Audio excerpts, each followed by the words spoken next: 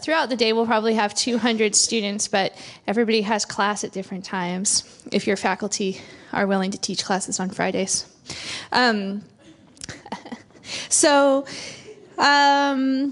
Other things to know: if you don't have a paper program or you prefer to look on your phone, you can use the website, which is portlandstateselp.tumblr.com, and the program is there. The other thing that's on that site, and you can visit it later, is every presenter that got me their PowerPoint presentations are uploaded, and if you click that link, you should be able to get to all of the PowerPoint presentations from the breakouts, so you can visit those later. And I just, again, want to say thank you for being here, and thank you for your service to Portland State. You all are what breathes the life into Portland State, and I know that you do a lot for this place. So it's with my pleasure to introduce Katie Junt, who's the Associate Director of Student Activities and Leadership Programs. She is going to introduce our keynote for today.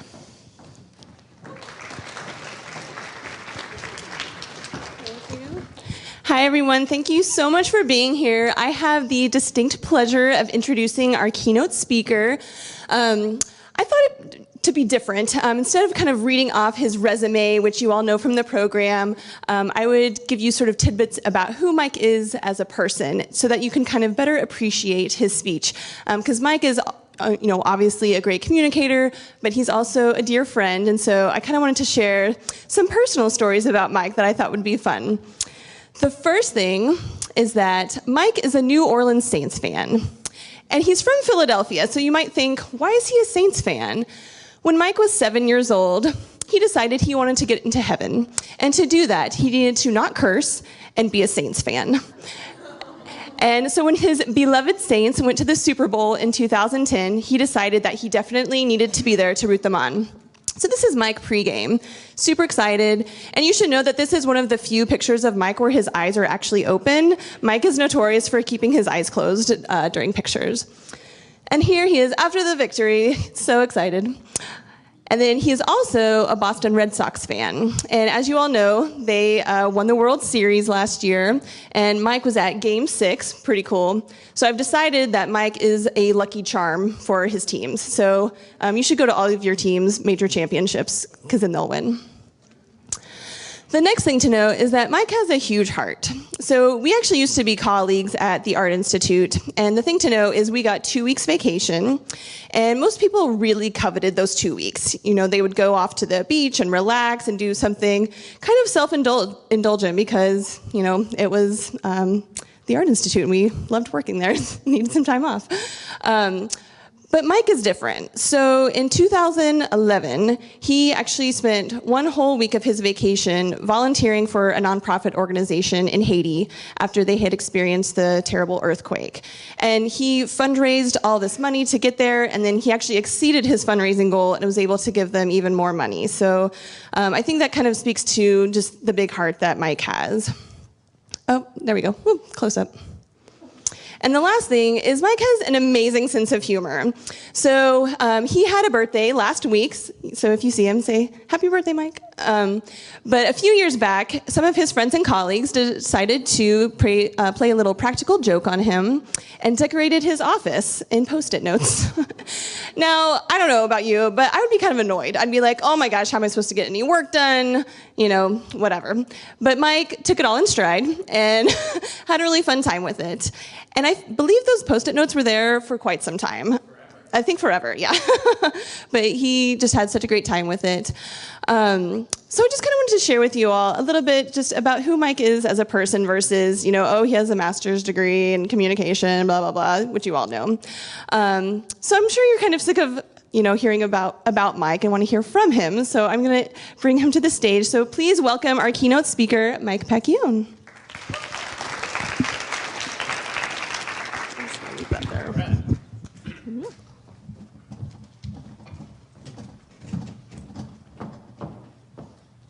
Such a nice intro. Thank you. It kind of makes me feel like, where do I go from here? Someone's able to take like the 4 highlights of your life and condense them down to a 1-minute introduction. It's like there's nowhere to go but down from here. Just kidding. Okay, we are we are going to start talking about communicating. So the theme of today's conference is communicate, and there's a big exclamation point at the end of it. So you know it's important when there's an exclamation point, right? So I like to think about anytime there's an exclamation point, I need to say it the way that it's been spelled out grammatically. So communicate. Let's all. Can we do this together? Ready? 1, 2, 3. Communicate. All right. So goofy. I still teach one college course here. Are we good? Okay. We'll be fine. So we're having technical difficulties. It was funny, like, when you're in college and there's the teacher at the front and they struggle with stuff, you're always like, come on, are you serious? Like, how could this ever happen? When I was growing up, there were VCRs. So VCRs may actually be before some of you were alive, but there were VCRs in the classroom, and the teacher would go to the front, and like, just all they had to do was press play. Like, that was it. And there would be problems with them pressing play and just sitting there like, come on, Dr. Thorne, how can you not get this? And so there was one teacher who was notorious for screwing that up. So I had this guy, Dr. Thorne, when I got to college. And he could not, I mean, he was like 3 years away from retiring, like the classic guy who just never adjusted, total dinosaur teacher. So I got this watch.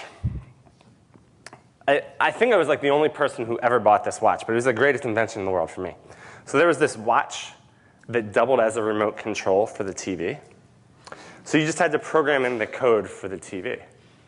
And it came with this little booklet, and like Sony was 37, Philips was 14. And I just memorized all the codes, and Dr. Thorne was in the classroom this one day, and he was trying to put in a video for us.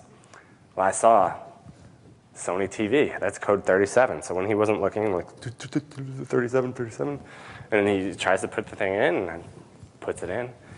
As soon as he sits down, I'm just like, kind of stealthily, just like, fast forward, and he's like, what? How could this happen? And I tell this to you because when you get older and you're the one who no longer understands technology as well, sometimes you wonder, was it just karma? All right, we're all set up. So here we are. We're gonna communicate today. I love speaking to college students. I think most people do, like once you get older. One of the reasons why is you think back to when you were in college and what a great time it was and how nervous you were about things and how you didn't necessarily need to be nervous, but maybe you did need to be nervous. Maybe nervous is what helped you. If you're like most students who are in college these days, like you're hearing all the doom and gloom. And yesterday was a lovely Huffington Post article that came out with this title. Not just a bad time to be a recent college grad, an exceptionally bad time to be a recent college grad.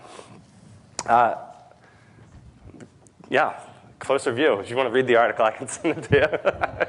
So you see titles like this, and I remember seeing stuff like this when I was in college. And when I was in college, like the economy was great. So anybody who couldn't get a job, which was me, it was just like, what are you doing? And you get, now the economy's worse, and you still have the same fears that I did when I was in school, which is, oh my gosh, am I going to find a job? Is it going to be something good? Is it going to be something that just sucks the life out of me? Well, I can tell you that one thing that's helped me tremendously is the ability to communicate well. Whenever you look on one of those lists of what are employers searching for in potential employees, communication is always up there. And I remember when I graduated from college, I figured that was going to be my winning formula because I'm a communications major. Of course I can communicate well. But the problem was I could only communicate well when I was writing or when I was reading. When I was actually communicating out loud, not so much. And there's a specific reason for that I'm going to share with you in just a minute. But first, I want you to do a quick assignment for me. So you can write this down, or you can type it, or you can just think about this to yourself. So I want you to just think about anything in the world that you are passionate about and you would like to convince people to have the same point of view as you. Okay, so anything in the world. So that could be something really serious. That could be like everybody should recycle. That could be like nobody should wear pink shirts. Like whatever you are passionate about, I want you to think about that. All right? Now, so do we all have that? You don't have to say it out loud or anything, but we all have that? Okay, and now I want you to think about last time you tried to convince someone of that point of view? All right, so think about last time you tried to convince someone of that point of view. And I want you to think about any time that you've tried to convince someone of that and it has failed. Is anybody at like 100%, like I've never failed with that argument? Okay. So I would venture to say that there's a reason why it failed, and it's a full act of communication didn't take place. I love this quote from George Bernard Shaw.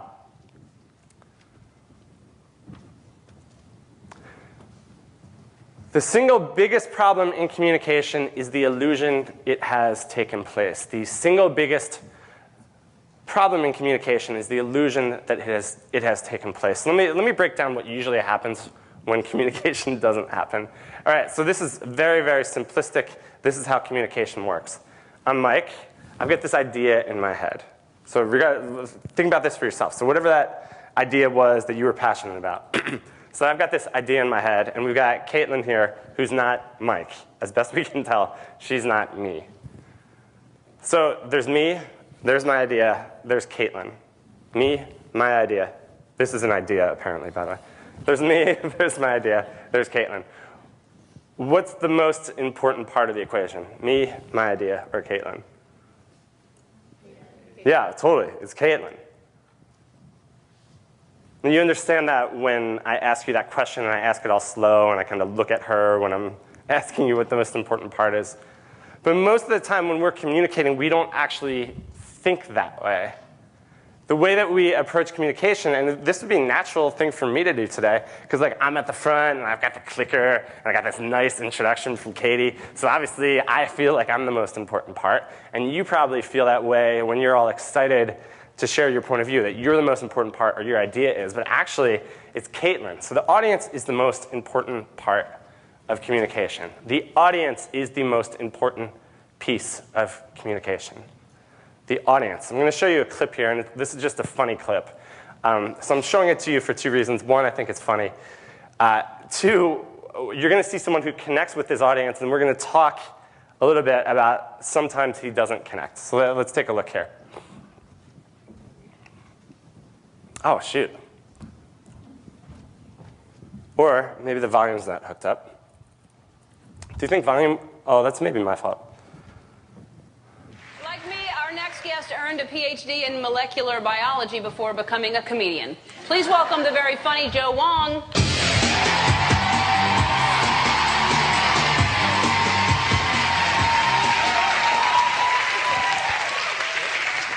Hi, everybody. So, I'm Irish. When I first got my driver's license, I decided to be an organ donor. And I designated my brain.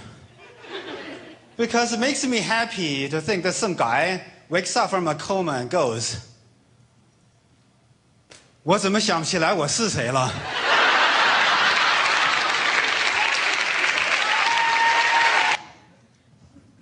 I think the clip cracks me up. He's like, I'm Joe Wong, I'm Irish. Okay, so he connects that. We all, in this culture at least, we get that joke. Here's the funny part. When he has tried to tell that in China, they don't get it. Nobody laughs. And they actually, like sometimes they're, think about on YouTube, like the comment section, they go and look at that. And in China, people are literally, there's one site where they're trying to figure out, why is everyone laughing? You should see like the theories people have. One person I remember reading, and their thought was that, well, it's funny to be Irish in America. Because their culture is not one that's high on sarcasm and that sort of thing. So I think we understand, I mean, people tend to gravitate towards understanding audience when you're switching cultures. If you've ever traveled abroad, you probably had a moment where you thought to yourself, okay, I should like figure out what the lingo is. Like I remember going to Australia and it was like, okay, well, what we call a trash can, they call a rubbish bin. And it was like studying things like that. So we do that when we're going abroad and that sort of thing. But when we're just communicating face-to-face with a classmate, with someone we're interviewing for, with a job, we don't really do that same kind of research. And I'm here to tell you today that's the most important part. It's essential that you understand your audience. Absolutely essential that you understand your audience. The difference between those people, those recent college grads that find jobs versus those that don't, a lot of times those ones that find jobs is because they bothered doing the research. They thought about the person they're interviewing with, the company they're interviewing with. They thought about what that company actually needs, not just that self-centered, I need to find a job, I need to find a paycheck, I need to get paid, da-da-da-da. So it's essential, regardless, even if your final goal is something that helps you, you have to absolutely understand your audience. It's essential to understand your audience. And I will tell you, you can only be a good communicator if you've thought about what your audience needs to hear. You can only be a good communicator if you've thought about what your audience needs to hear. So we need to put ourselves in service to whoever our audience is. We need to think of them as people who can go out there, take our idea, and run with it. We want to get into a place where we are serving our audience. So here's what we're going to do for this time where I'm speaking. I'm going to go through some questions that I ask when it's essential for me to communicate well with an audience. So that might be when I'm presenting. That might be interviewing for a job. I mean, frankly, this could be like a conversation with my girlfriend that I have to rehearse for. Let me ask you a question. Who do you think is the easiest person? Actually, I'll have you do this. So think about who the easiest person in the world is for you to persuade of something. Okay? We've all got that? Yeah? Okay, so on 3, are you pointing to yourself? It's easy to persuade yourself of something? Oh, that's an interesting theory. Okay. So on 3, I want you to yell out just whoever that is. So that could be a person's name, that can be a mom, whatever it is. On 3, just yell out, the easiest person in the world to communicate, the easiest person in the world to persuade something of is 1, 2, 3. Say it. There was not a whole lot of confidence in this group. Like, well, if I say it quietly, he won't pick on me. I'm not calling on anybody anyway, so let's do that again and say it confidently, please. Ready? 1, 2, 3. Okay, so I heard the same thing from every single person, which is someone that you know very well. So like for me, okay, so discounting yourself, which I've never had someone say that before, so good job there, and I heard a couple people say it now. So discounting yourself, when you're communicating with another person, the people who are easiest to persuade to do things are people that you know very well. As an example, anytime I'm speaking to my girlfriend, I really, really want her to do something. She's an extremely competitive person. So I just have to frame things in terms of how can I make this a competition? So comparing it to one of her friends, telling her what the world record time is for something, things like that get her to do things. Now, we don't always know our audience members as well as that, of course. So what I'm going to do here today is I'm just going to give you a quick course on some questions that I ask that help me to get to know my audience a little better. And I'm going to give you some examples underneath every question. And then at the end, we're going to give you a chance to put this we're going to give you a chance to do this for yourself. Sound good? Okay, so here are the questions that I like to go through. So the first thing I always like to ask is, what do we have in common? So in this room, as an example, things we have in common, these do not need to be like earth-shattering realizations, by the way. This doesn't have to be, when you're in school mode, you start thinking in terms of critical thinking and like words with 6 syllables and that sort of thing. It can just be, what we have in common is we all live in or near Portland. Therefore, when we saw sun today, we all cried, right? Like those can be things that we have in common. So what do we have in common? That's one of the things I always like to ask to start off. Then I like to think about what makes them tick. And along with that, very similar questions kind of just on the other side of it. What keeps them up at night? So really what I'm getting towards here is like their motivation when they wake up in the morning. What are they excited about? Or the flip side of that coin is when they're going to bed at night, what's keeping them from sleeping? What's making them nervous? So what makes them tick? What keeps them up at night? Then this question I phrased as, what do they believe in? That's not like a theological question, by the way. That's just like, what sorts of things do they value? What do they think is important? What do they believe in? And lastly, what do they like? And again, don't feel like you have to be in that college mode of some really impressive, lengthy answer. What do they like could just be, they like bubble tea.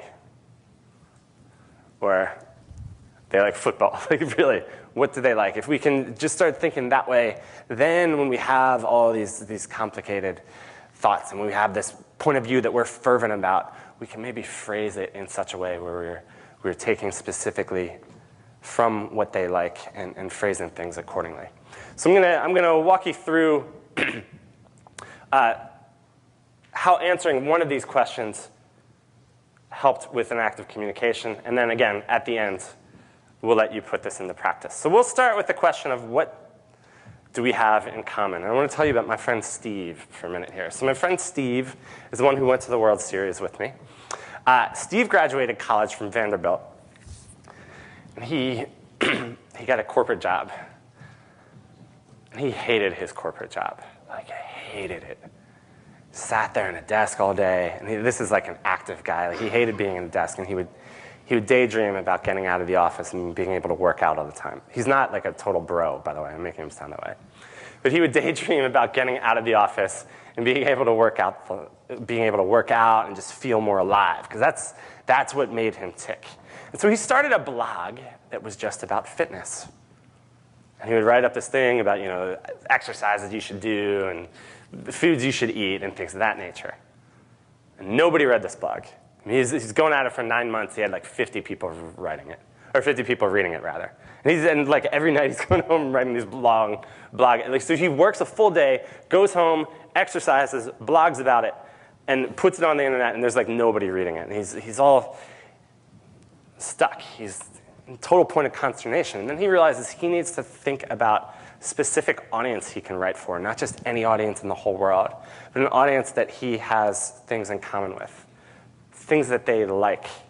And so he thought about himself, and he thought about, okay, well, what are things that I like? And Steve's a total nerd. He loves Star Wars, loves video games. Like, I think he has a Mega Man. If you knew Mega Man, this is like a video game from my youth, but he has a Mega Man like model at his house. He's a total nerd. So he thought to himself, well, what if I put together this fitness thing that I'm really passionate about, and I paired that with being a nerd? And that, my friends, is how Nerd Fitness was born. The little tagline, I know you can't read it from where you are, the little tagline underneath there says, level up your life. So that's nice video game terminology for you in the audience who like video games. You know who you are. Trying to hide it, but you know who you are. And I'm going to show you another shot here. Just look at the way he's phrasing things. So stop taking advice from the dark side. There's a better way to get healthy. So I want you to understand what happened here. What he was saying, like the actual content, did not change at all. He just catered it for a specific audience of nerds. And now he has 150,000 people on his email list. He no longer has a corporate job. He just works out and writes about it all the time. And that's what Steve does for a living now. And that started by figuring out what he had in common with his audience. And there you go. That's how Nerd Fitness was born. All right, so that was what do we have in common. That was the question that we looked at. Now I want to look at these two questions. I kind of pair them together because, as I said before, they're two sides of the same coin. So what makes my audience tick and what keeps them up at night? In a minute, I'm going to show you a clip from a TV show called Shark Tank. Does anybody watch Shark Tank? A few people? Oh, OK, so that's more than I thought would. Caitlin, you're the only name tag I could see, so I'm going to ask you, well, this is what happens. You sit at the front. You do get better grades. Like, they have seriously studied that. People who sit in the front do better. They're more engaged, et cetera. So please sit at the front. Caitlin, what's Shark Tank about? People who have entrepreneur, I can't say that word. Oh, see, I put you on. Yeah, it's a hard word. Ideas that they want them to buy into, and they need money, they need financial backing, they need distribution, or whatever they need something from the shark. Yeah. Entrepreneur is also, I think that's like one of the hardest words for me to type. That's one of those ones you put on your iPhone and you just like get close enough for it to fill it in for you. OK, so yeah. So this is a TV show where people have ideas, products, that sort of thing that they're trying to sell to investment bankers or to venture capitalists. All right, so a lot of times you'll see someone with an idea and they have some amount of sales and they'll pitch the idea. And what they're trying to do is there's this panel of investors, and they're trying to get one of the investors to give them money, basically. OK, So let's walk through this. You may or may not have in-depth knowledge of this, but as best you can guess, what do you think makes investors tick? What keeps them up at night? So let me give you a hint. They already have money. What makes them tick? What keeps them up at night? You can just yell these out. Economy, more money. Return on investment for sure, yeah. Anything else? Expansion of market, yeah. What's that? Okay, what? Exploiting labor, okay, maybe. Yeah, I would say like things that would keep them up at night. What makes them tick, though, is really that competitive nature. So they already have money, but making more money and being the one who funds the right thing, getting return on investment, absolutely. We're going to watch a clip. I want you to, and I'm going to stop this about midway through. So we're going to watch a clip, and I want you to tell me how you think this gentleman did in terms of thinking through his audience, what makes them tick, and what keeps them up at night.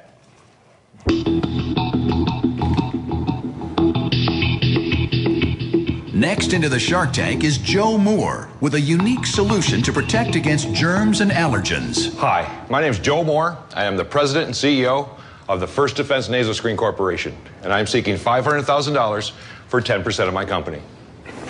Every day, people flood emergency rooms, doctors' offices, and pharmacies seeking relief from inhaling contaminated air. And 1 out of every 5 commercials on TV today is about the treatment of nasal allergies. That's why I invented First Defense Nasal Screens.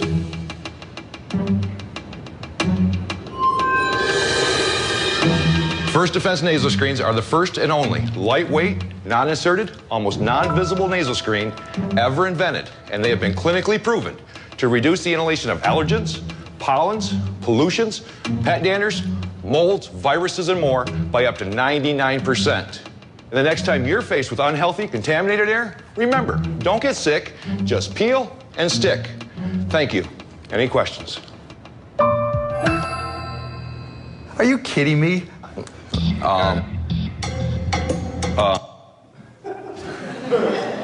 you feel like you did a good job? No. Okay, so in terms of thinking, so you might not like the idea of the invention in the first place. What do we feel like from an audience point of view? What did he not do a good job of with him? Yep. He didn't really set up who might need this or where it could be used. Yeah, There was a problem that he needed to solve. Right, yeah, he didn't set it up at all. I'm thinking about the audience he was speaking to, yeah. You clearly didn't do any research on the investors themselves, because if you're going to sell anything to an investor in the first place, you have to know what will market to them. What is something they themselves wouldn't mind putting their name on? And that thing's atrocious. Yeah, okay. So, I agree. I saw this, and I had the same reaction Mark Cuban did. Are you kidding me? All right, I'm going to show you the next minute, and what you're going to see here, so I'll just give this away a little bit. He actually has, it's actually not a bad idea, surprisingly. If you couldn't see it, these are things that cover up your nostrils. So like in America, who the heck's going to? That's not something that's going to flourish in this country. What I want you to, so I'm going to tell you that there's actually some good news for him.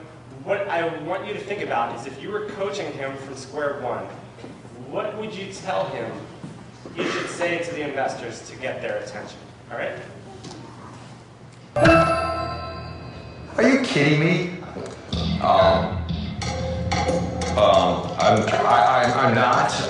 I just know that, like I said, how big this really is. $500,000 for 10% of the company. How many have you sold? Actually, right now, about 1.7 million. 1.7 million units or 1.7 million in total sales? 1.7 million units. How much did you sell it for? Wholesale was 60 cents. So your sales last year were how much, Joe? Actually, we haven't gone to market yet. Sorry, I'm confused. Wait. If you haven't gone to market, how have you sold 1.7 million? Actually, we have one big client out of the United Arab Emirates that has actually put in their first order and given us a contract for $8 million over the next 6 years. So you have an order for $8 million? Yes, sir. Right now? Yes, sir. Matter of fact, I have the contract right here. That's a prepared man right there. Good for you. Thanks. Well, all of a sudden you don't look that funny with that stuff stuck up your nose. All right. He got lucky because they asked him about what his sales were at that point, instead of just immediately dismissing it as being insane. If you were coaching him from square one, what would you tell him to do?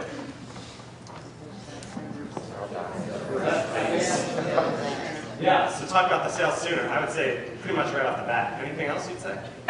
Lead in with any and all power factors that will influence his company to actually be reputable. Wait, say that again?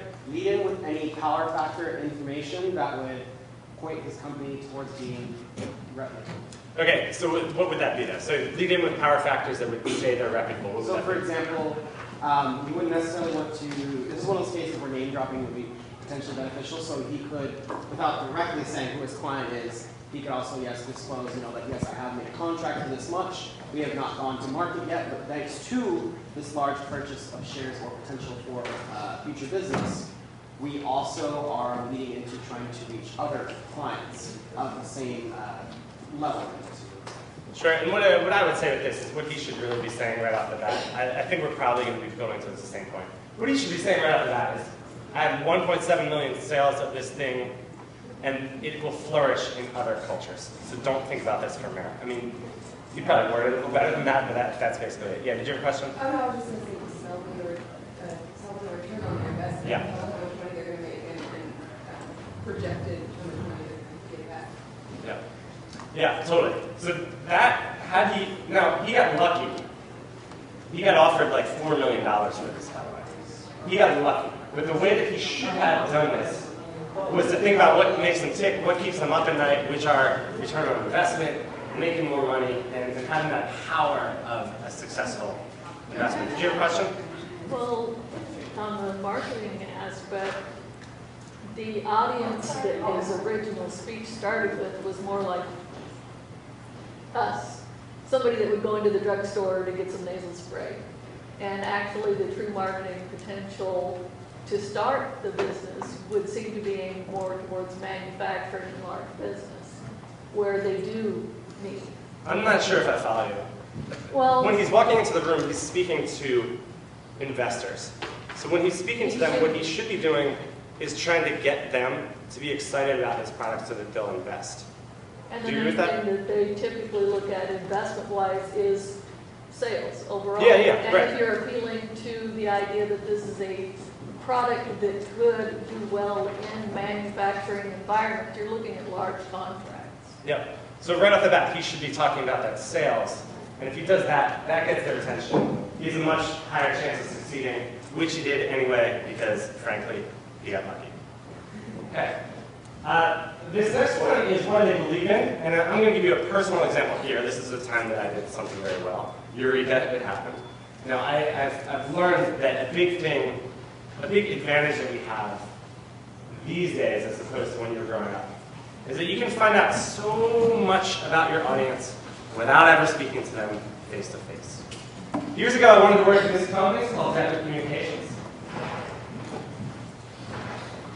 I didn't know anybody who worked there. It's in San Francisco, so I can't exactly just kind of swing by the office and see what it looks like in there. So what I did was I scoured the website, read through their blog, watched people speaking. I tried to look just in their copy at words that popped up time and time again. These are the things that you do when you're trying to really work with your audience. When I first started applying for jobs, there was always this thing about, say something about the company in the cover letter. But I would just I'd go to their website and I would like copy and paste from their mission statement and put it in my cover letter and think that was good. But companies see through that because they can tell that you don't care about them, you just care about yourself. And what I did here is I looked through all of their content on the site and I kept seeing some themes. And one of the themes that I saw is they kept using this word transformational. This is a company that helps people with presentations.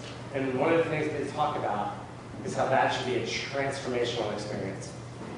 So when I went in and I put a cover letter together and we went in for an interview, what word do you think I kept using?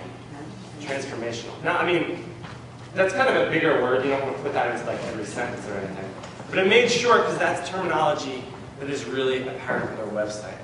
One of the things that they strongly believe in that presentation should be transformational. So if I believe that and they believe that and I'm talking to them, I should repeat that, right? I mean, that sounds really obvious, but we easily forget that. So what do they believe in? They believe that presentations are transformational, and I made sure to let them know that I knew that, and that worked out okay. All right, and I've got one last question here, which is what do they like? And I'm going to give you a sports example here. So Portland's a funny town. Like, some people think sports are the devil in this city, and other people love it. Like, so how many people care about football enough that they're going to watch the AFC, NFC championship games this weekend? Okay, so that's like a third of you. All right. Well, bear with me. You'll like this example anyway. So, Peyton Manning's the quarterback for the Broncos. If you're not a sports fan, if you're not like really following the NFL season, you might have also seen him on Saturday Night Live.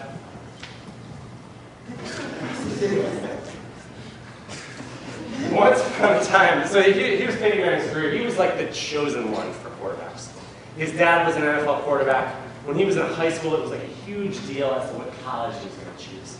And from the day that he set foot in college, everybody knew that 4 years later he was going to be the #1 pick in the NFL draft. So he was drafted #1 overall by the Indianapolis Colts. Quarterback for them for 13 years, and was, if not the best quarterback in NFL history, right up there in kind of the top 2 or 3. Well, an interesting thing happened a couple of years ago where the Colts had to cut him. There are nerdy football reasons I can get into, but the short version is the Colts had to cut him.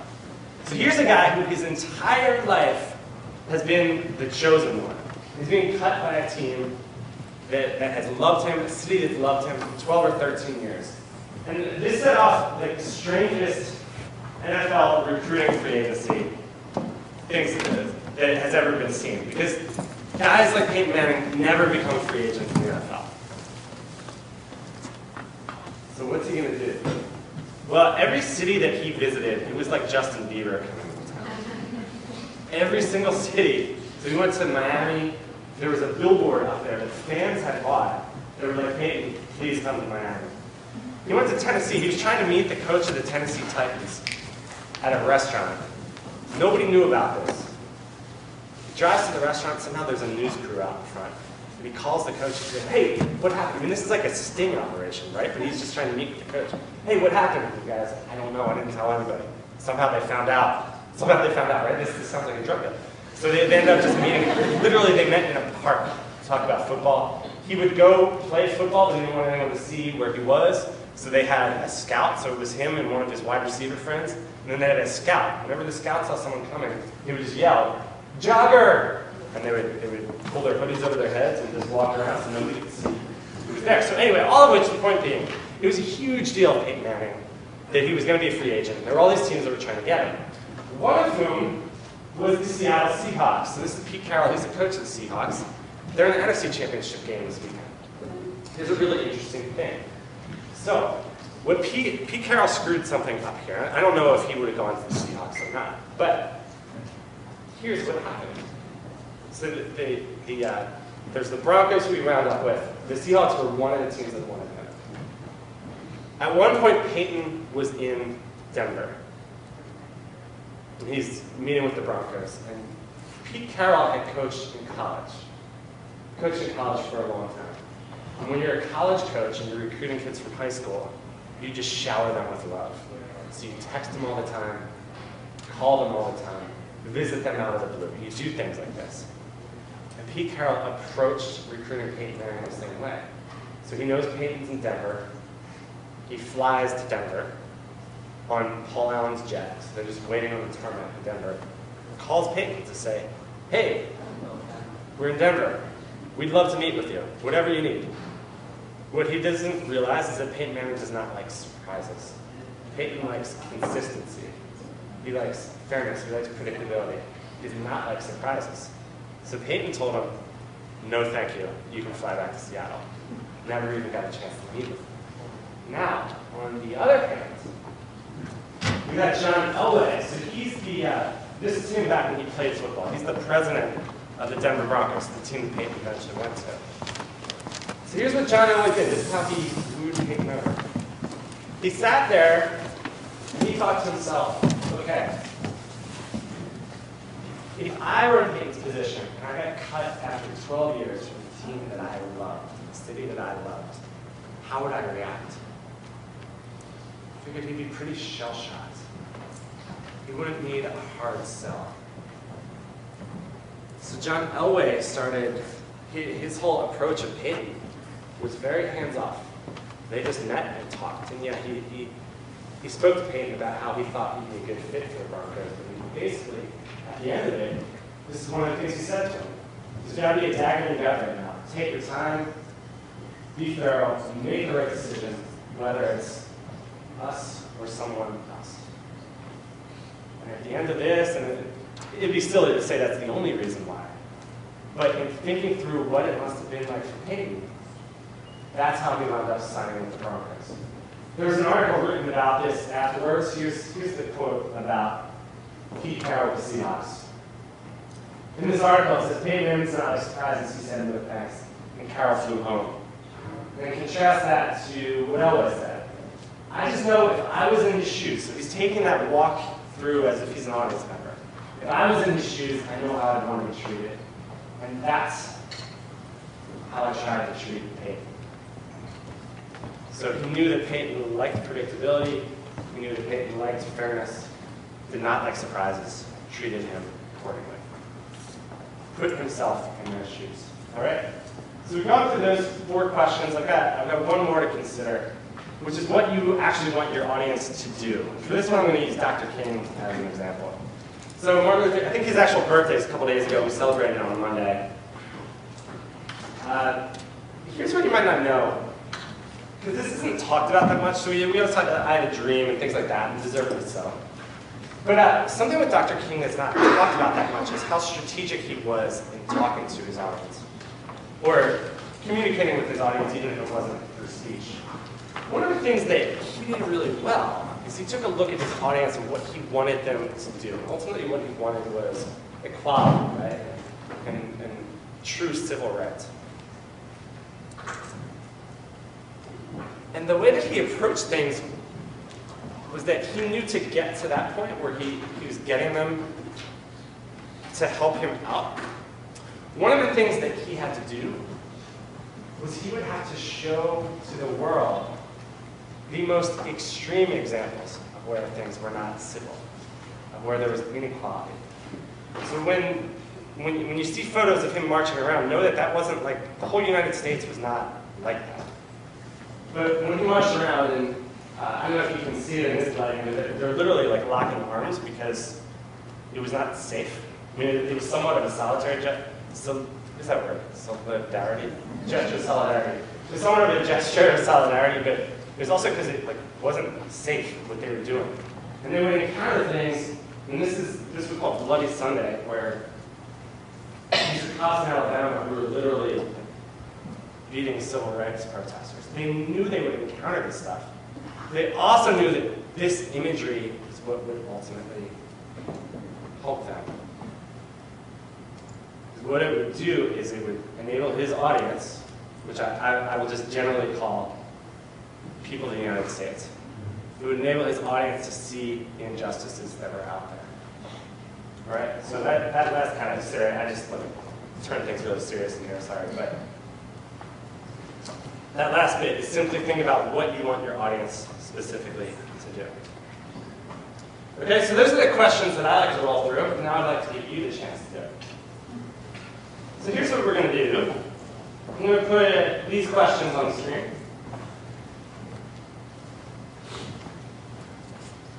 All right. And I think we'll do this on the table level. So this is just going to take a second. For each table, I'm going to choose, so in my hand I've got a little list of audiences here. And each table is going to choose to answer these questions for their audience. All right, so I'm just going to walk around the room. You're going to choose one of these audiences from my hand. I'm going to give you a few minutes to think through. How you'd answer these questions for this audience, and then we'll talk about it. Okay? So starting at front. Okay. So I know I didn't give you very much time. Actually, yeah, this, sorry. I neglected to remember that we were delayed coming in here, so we're kind of running short on time. You didn't have a whole lot of time to work on that, but just in day-to-day conversations, think about how, literally, when you're conversing with someone, if you just have 2 seconds, okay, what does make this person tick? What do they care about? If you do that, that's going to help you out tremendously. I want to leave you with one last story, and then we'll call this a go. Okay, so I want to tell you one of the ways that I have my job that I do now. So I work for this great company. It's called Duarte. It's freaking fantastic. Love it. Years ago, when I was first applying there, so they're down in Silicon Valley, and I was walking. So Silicon Valley is about a 1-hour drive from San Francisco, and I'm walking around San Francisco trying to find a thank you card. So just literally anything that I can give to them after the fact that is going to say thank you. And so I'm walking around San Francisco, CVS, Hallmark stores, and they got nothing good. We're talking like stick figures, talking dogs, nothing that's remotely quote-unquote professional. I mean, this is just a terrible situation. Finally, I find one. It's kind of like embroidered. It says thank you on it, so I choose that. All right. And then as I'm about to make that purchase, I see a Winnie the Pooh one. And I just reach for it and buy it. And I walk out of the store, and I'm just like, what the heck?